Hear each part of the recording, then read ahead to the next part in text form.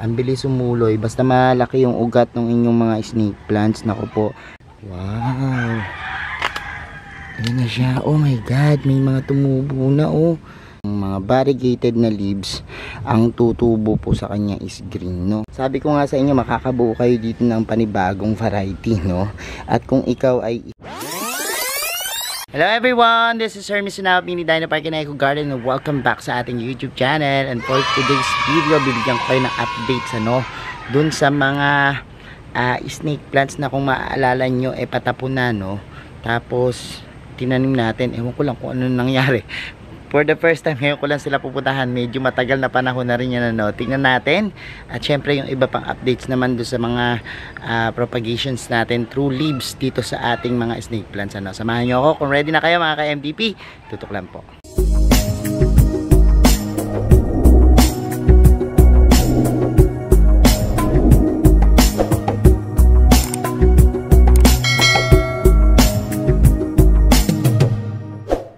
And we're back at ayan, nadaanan ko na rin lang tuloy itong ating mga bird's nest dito. Yan, pakita ko lang sa inyo to, no. Ito yung nilipat natin nung nakaraan, kaya natin nilipat kasi sunog-sunog na yung kanyang mga dahon at pangit na pangit. Pero ngayon, dahil sa nailipat natin sa magandang lupa, at the same time laging nauulanan, no, yung tubig ulan yung nagpapaganda sa kanila, gumanda na, no, yung ating mga robusta na snake plants. Tapos may mga ocean star tayo dito, and yan, black star, ano. Anyways, ayun siya, gumanda-ganda na ng itsura niya. At the same time na pagtutubuan niya ng bagong suloy, yan, nagdadalawa na. Ito yung mga maliliit na suloy before, ngayon meron na po siya. Yan, may suloy na naman. Ang bilis sumuloy, basta malaki yung ugat ng inyong mga snake plants. Naku po, ang bilis sumuloy niya, ano. Ayan, kita nyo, tatlo kagad yung mga lumalabas sa kanila. Ito nga, oh, isa, tatlo kagad yung lumabas dyan. And puntahan natin yung ating tinanim. Dito ko yung tinanim sa ating garden. Tingnan ko lang, ngayon ko lang babalikan. Ay, look, tingnan natin, ano. Wow, ayan na siya. Oh my God, may mga tumubo na, oh. Tingnan nyo, oh. Ang galing. Ayan, oh. Tingnan nyo, oh. Oh, diba, kita? May tumubo na doon sa mga dahon lang, oh. Ang ganda ng tubo. Ayan, oh.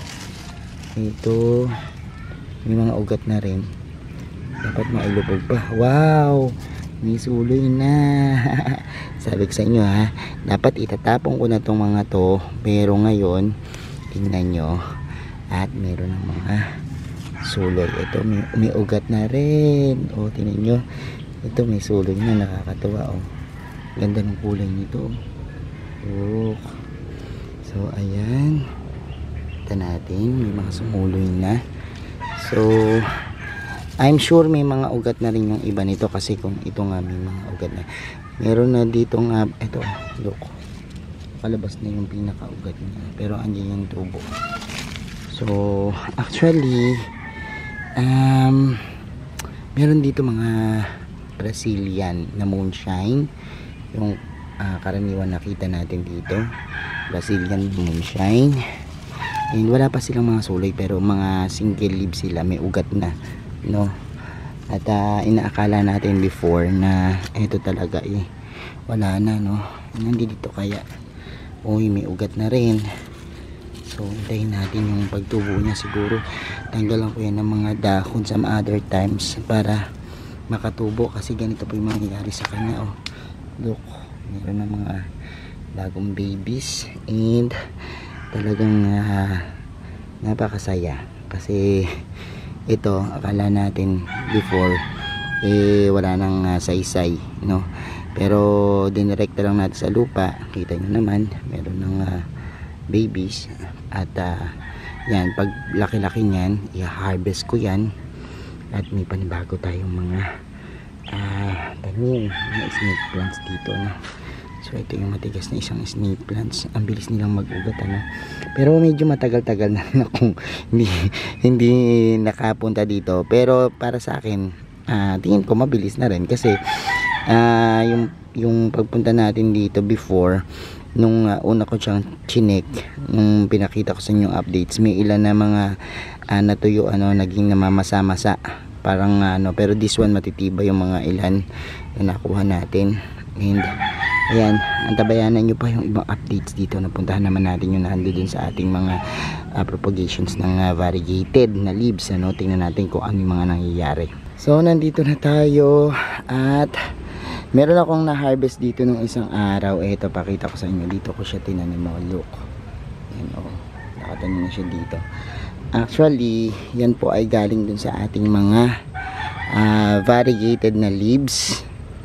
Pero, ang lumabas po green, Alam nyo, kapag nagtatanim kayo, napansin ko, ng mga variegated na leaves, ang tutubo po sa kanya is green, or maaaring maiba naman yung forma, kasi for example, this one, yun yung mother leaves.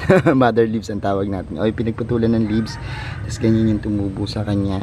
So iba po yung variety nito, kasi this one is I think pamilya ng Kismayo or Labranos, basta ganyan yung niya nung tinanggal natin siya. Pero iba yung naging niya. Actually hindi kong malaman kung ano yung variety nito, sinesearch ko pa rin.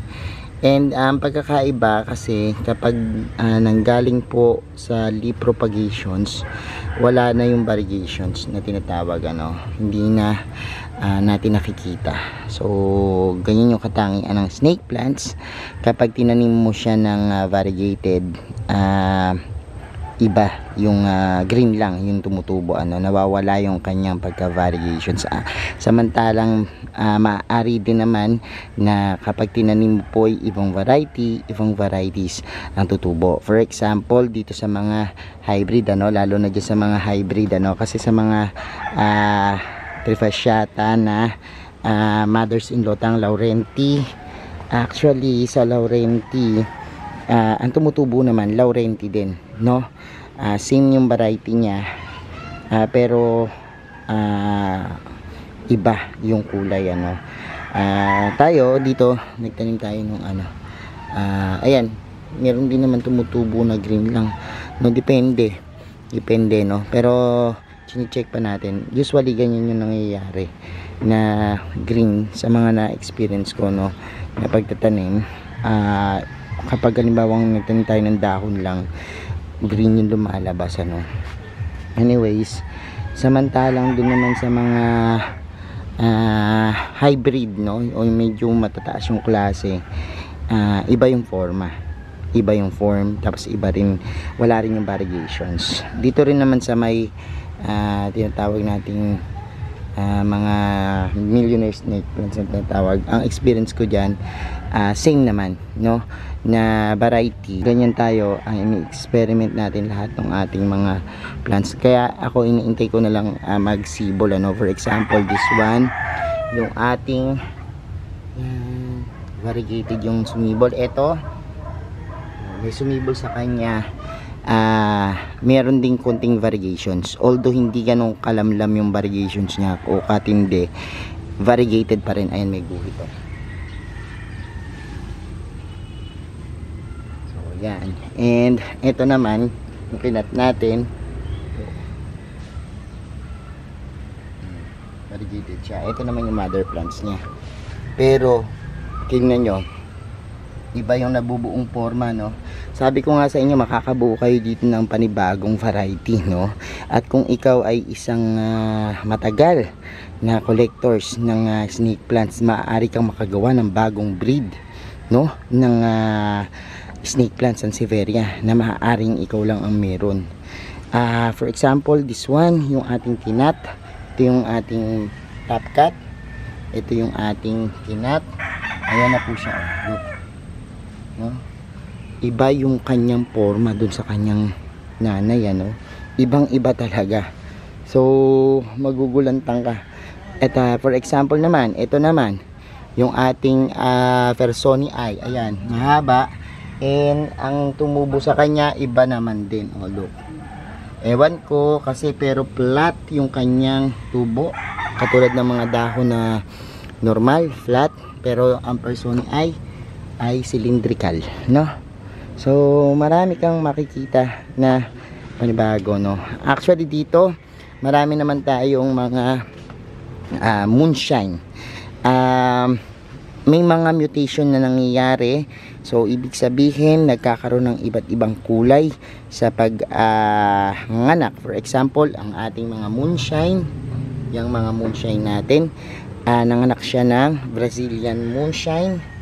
Yan, yung may mga ibang kulay, spotted na kulay green, pero nanganak rin siya ng white na moonshine, ano? Oh, kasi yung moonshine natin silvery yung kulay, pero this one is puting-puti yung mga babies niya, no? So ganyan, ito puting-puti rin. So ang daming mga nangyayari sa mga snake plants, kaya napaka-exciting alagaan ng mga snake plants, ano? Kaya naman ito rin ay parang observations, ano, sa pag-aalaga, nakakalibang, no, na alagaan itong ating napakalaking hinta nyo, king snake plants.